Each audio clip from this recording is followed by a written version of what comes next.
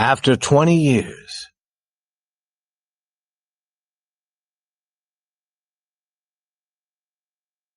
The cop moved along the street looking strong and important. This was the way he always moved.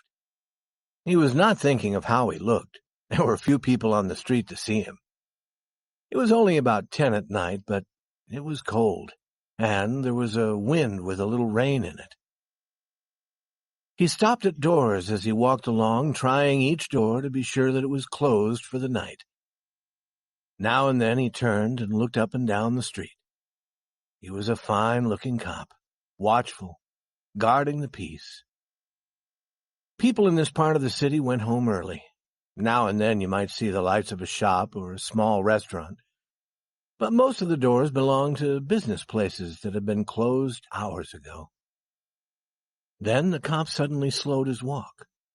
Near the door of a darkened shop, a man was standing. As the cop walked toward him, the man spoke quickly. "It's all right, officer," he said. "I'm waiting for a friend. 20 years ago, we agreed to meet here tonight. It sounds strange to you, doesn't it?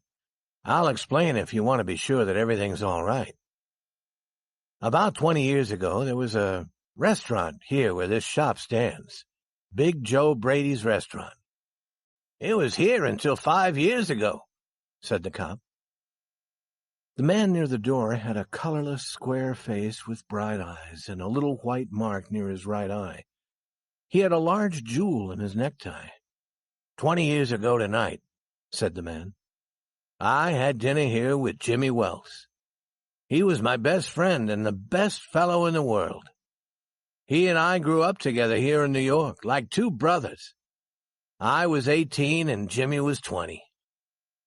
The next morning, I was to start for the West. I was going to find a job and make a great success. You couldn't have pulled Jimmy out of New York. He thought it was the only place on earth. We agreed that night that we would meet here again in 20 years. We thought that in 20 years we would know what kind of men we were and what future waited for us." "It sounds interesting," said the cop.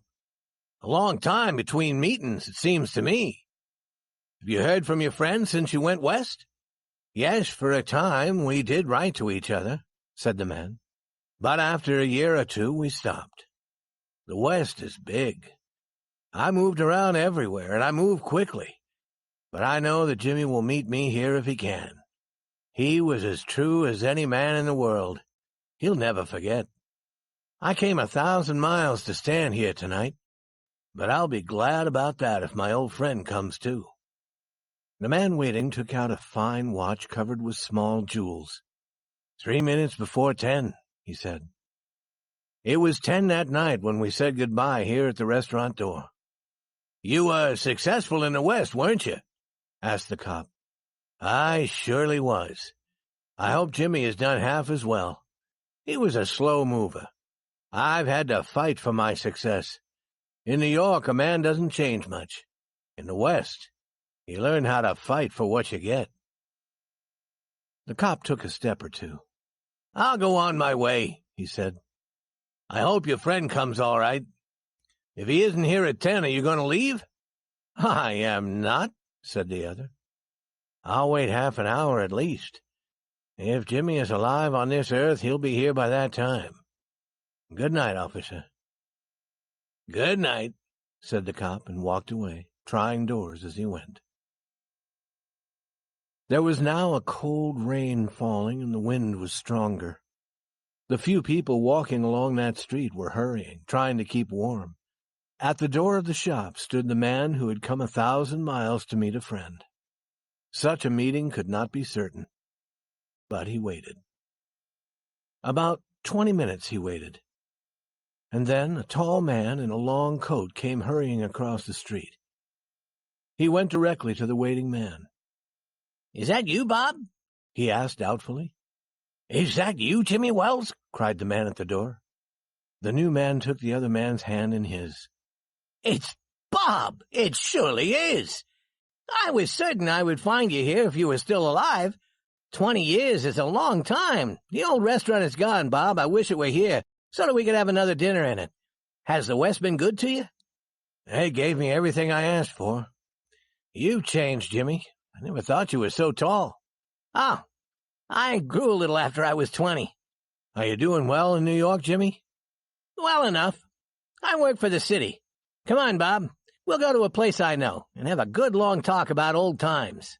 The two men started along the street, arm in arm. The man from the West was beginning to tell the story of his life. The other, with his coat up to his ears, listened with interest. At the corner stood a shop, bright with electric lights. When they came near, each turned to look at the other's face. The man from the West stopped suddenly and pulled his arm away.